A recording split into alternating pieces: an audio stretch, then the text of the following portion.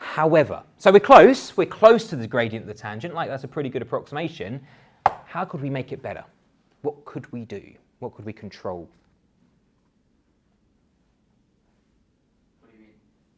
Well, at the moment, this blue line, it looks nothing like our red line. How could I make it better? How could I make the gradient of this blue line look more like the gradient of the red line? What could I change?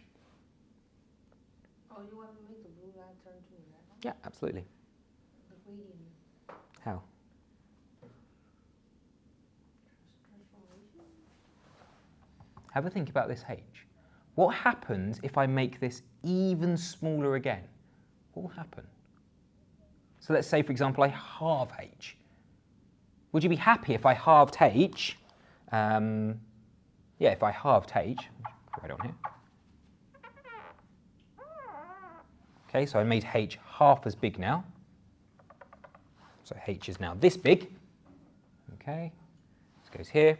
But let me get rid of all this, and all of this, and all of this, and all of this as well. Okay, I now halve h, so now it's only half the distance, so it's that point there.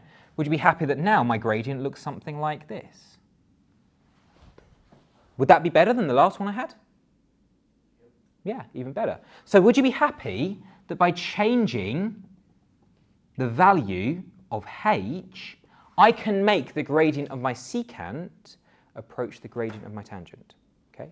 So in other words, I can control the value of h. If I make the value of h really, really small, in fact so small that it's basically 0 but not quite, would you be happy at that point the gradient of my secant will be pretty much exactly the same as the gradient of my tangent? Yeah? So I call this idea a limit. A limit is basically a variable, in this case h. I make it smaller and smaller and smaller, or I make it approach a particular value, but it never reaches that value. Okay? Because if it's equal to 0, then it would just be x. There's no 2 points anymore. Okay? So I basically say make the distance smaller and smaller and smaller. Make it approach 0, but it never gets there. I call that idea a limit. So this is how it works. If I take the limit, so I write limit, Lim, as h approaches, well, what will h approach? What will the value of h approach if I make it smaller and smaller and smaller? 0. So h will approach 0. It will never get there, but it will approach it. It will get pretty darn close. Okay? And if I use this idea, f of x plus h minus f of x, all divided by h, then at that point there, when it's so small that it's basically 0 but not quite, the gradient of my secant, the gradient of my blue line, should be equal to the gradient of my tangent. What is that under the limit? Is it h equals 0? Yeah. So it's just shorthand notation. It literally means h approaches 0. Okay, make it smaller and smaller and smaller. Now actually, you notice that over here I'm using delta y over delta x. Does anybody remember what that delta is short for? Discriminant? It is in quadratics. It is in quadratics, but in this context, when I'm dealing with gradients, does anybody remember what the delta stands for? It's d in the Greek language. It's change. Yeah, it's change. It's short for difference. Yeah, it's short for difference. And you can kind of see where this is coming from. Difference. Yeah. So the delta in the Greek language literally is short for difference, change. Okay. This actually corresponds to a relatively big change. Like when we were doing our gradients of our straight lines, it didn't matter how big we made the difference between those 2 points. Yeah, it's a pretty big change. In fact, if I want to make it smaller, this is a capital letter delta. I could also use a lowercase delta. That would be a smaller change. Okay. But are you happy that what I'm dealing with here is a change that is so small it's basically 0? Yeah? Like the distance between x and x plus h, that distance there is so small it's basically 0. In fact, I've written that with the idea of a limit. Okay. So, okay, I've run out of d's in the Greek letter alphabet. So all I do is I use the d's from my alphabet, the English alphabet. Okay? And in fact, this corresponds to a change that is so small, it's basically 0. It's the opposite of infinity, if you like. Remember, infinity is like the biggest concept that you can think about. This is a concept that is so small, it's the smallest concept that you can think about. We call this infinitesimal. Infinitesimal.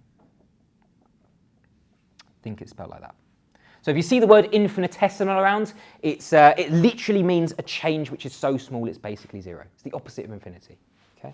So, okay, now if I use this idea down here, so instead of having delta y over delta x, this is the symbol I want to use. I want to use d. So I just change it.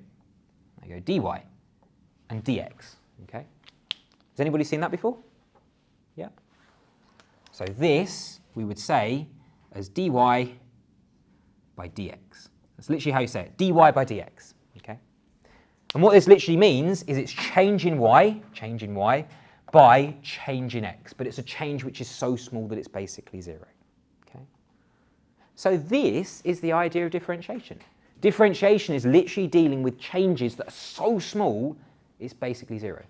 But it's the idea of a rate of changes, how quickly my thing is changing. It's finding the gradients of curves. Okay. In fact, differentiation is just one part of a bigger topic. Okay, so the bigger topic is called calculus. Has anybody ever heard of that before? Okay, so you've studied this before in high school, right? So this is like half of calculus. Differentiation is half of calculus. Does anybody know what the other half is called? Begins with an I. Integral. Good. It's to do with integration. So there is basically integration, and then there is differentiation. So we start with differentiation.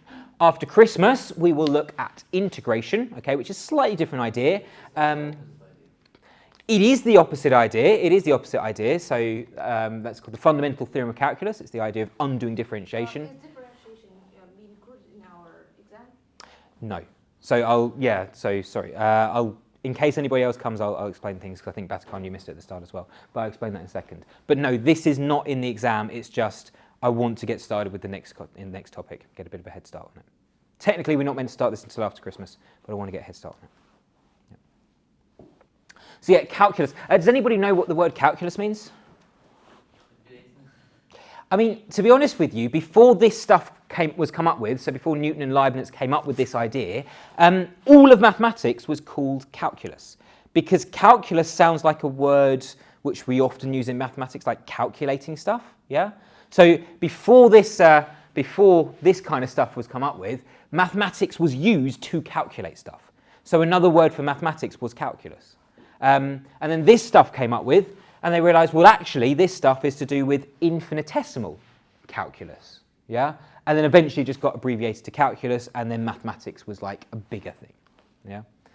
But I mean, you can kind of see how important this is if it kind of took on the name of mathematics, yeah? Because that was what mathematics was called. Then this stuff came along, and then it became known as calculus, which was mathematics. Are there any questions about this kind of idea?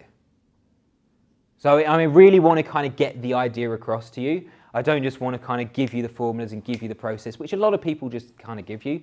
I really want to get the idea of it's actually to do with dealing with changes. And the change is to do with stuff like this. In fact, this formula here is a really important formula. It's sometimes called differentiation from first principles. And the reason why it's called a first principle is because it's really thinking about how can you find that gradient of a tangent. So principles.